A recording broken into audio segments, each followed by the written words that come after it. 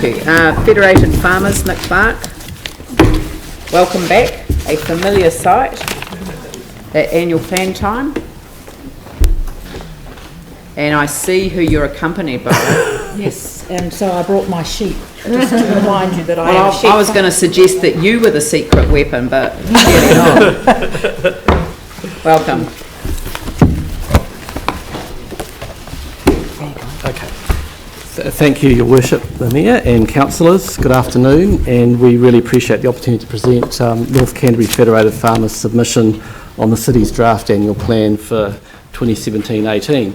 My name is Nick Clark. I'm a Christchurch-based policy manager with Federated Farmers of New Zealand.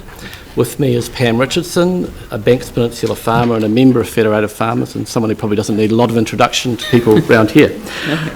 I assume that councillors have read our submissions, so I won't spend too much of your precious time and the time we have available restating what it says.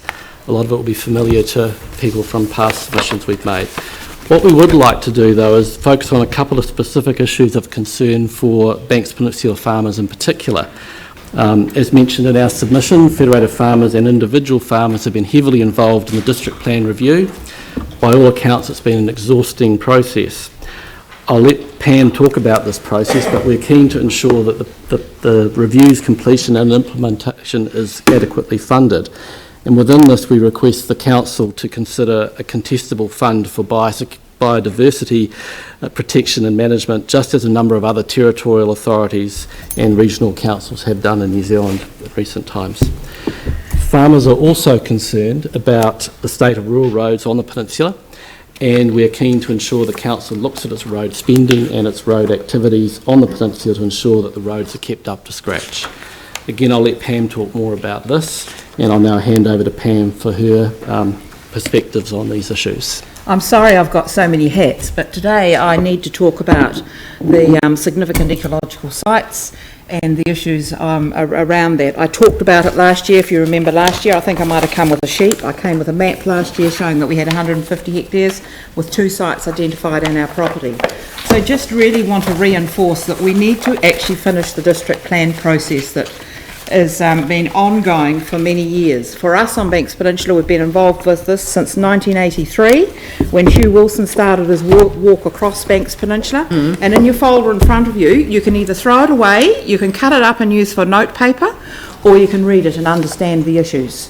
And I've given you a free folder to use to keep all that information all together. So it's about recycle and use. So this is the root of all the work that's been done on Banks Peninsula and continues. I've just given you a page of it. One of the other pages in that document there talks about nature and farming is another one. The Richardson family are in it.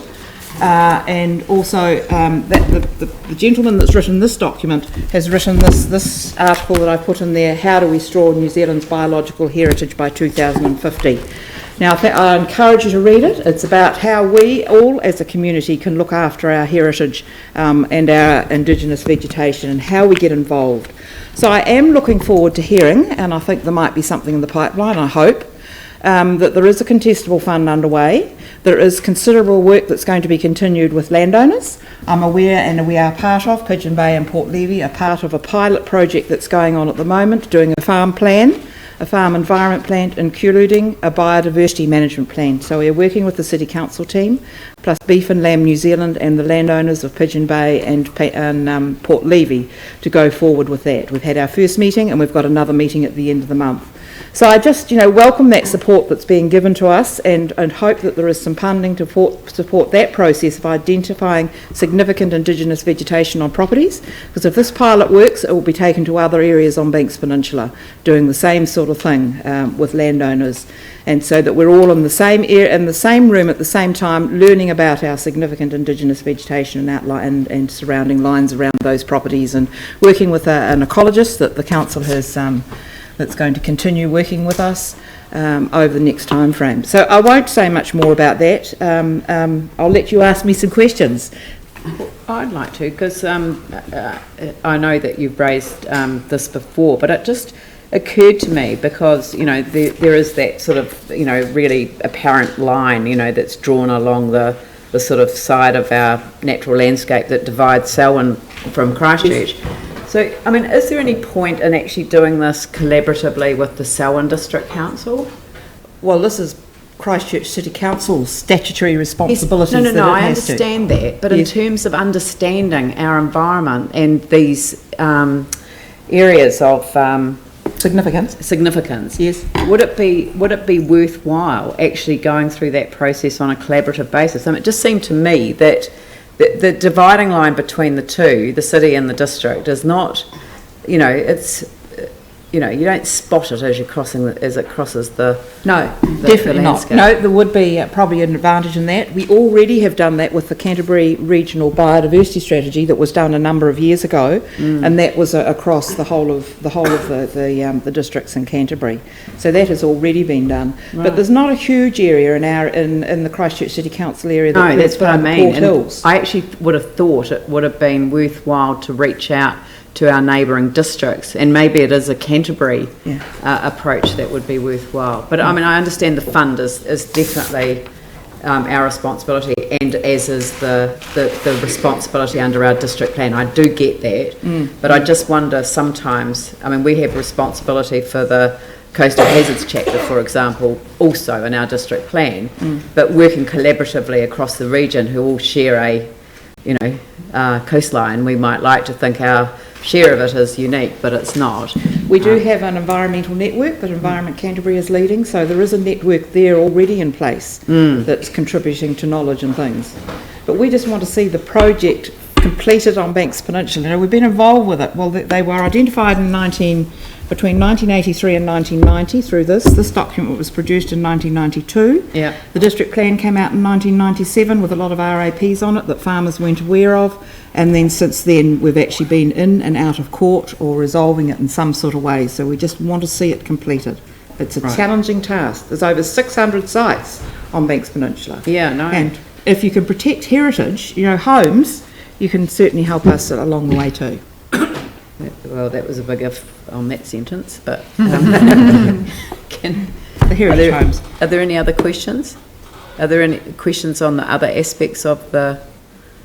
So if I can just say about the roads on Banks Peninsula have had a very hard time over the years. They're still the old roads that were put in the early 1900s, and we need to look at the structure of those and start looking after them a bit more soundly than what has been in the past. That is something that, again, statutory, that's a very much a regional priority, where they sit in terms of the, I'm going to say the wrong name of the wrong strategy, the GPS and the regional land transport program or whatever. Someone help me out here. These are our rural roads, not the state highway roads. Yes, I understand that, but to get funding from NZTA, it has to meet a certain criteria for priority. 53% or something like that, or 40-something percent. Yeah. Sarah? Thank you. On a slightly different topic, quite a bit of the submission here talks about rates and the rates increase, and in 3.2 there you compare it to the CPI and the local government cost index. Do you think that at this stage where we're still in that recovery regeneration phase, it's a fair comparison with other councils and things when there's still so much damage and so much needs doing? Yeah, that's a good question, and I think over a longer period, 10 years, the amount of the rates revenue from the council has doubled in that period, and part of that was pre-earthquake. A lot of that's been post-earthquake, and certainly looking at the forecasts, the rates increases are going to continue at a more than CPI rate, and totally accept and understand that with the rebuild and regeneration, there is going to be a higher than CPI or higher than even LGCI rates increase. But I guess from a ratepayer's perspective, while we obviously welcome that work, we just need to make sure that it all meets value for money tests and things like that. Thank you. Any other? No? All right. Oh, down. Well, we've given you an extra 45 seconds. So, I've got a little cheeky question actually. Would Federated Farmers look at sponsoring some of our swimming pools? Because, I mean, you were looking at, in your submission, you were sort of saying that you might not want that, and maybe look at sponsorship opportunities. I mean, could Federated Farmers be open to that? I wish we had that sort of money available. Honestly, I'm not being flippant. Yeah, no. We're a not-for-profit organisation. I think that what you were saying is that when we want to do discretionary spending, we should actually not just look to our rating base, but we should look to external sponsorship, partnership opportunities, and often, naming rights and things like that can reduce operational costs. So that there are ways of approaching things, and I think that was a very sensible, suggestion to make around some of these things, because I think there are businesses who would like to see our kids get access to swimming. So definitely. Thank you very much. Thank you.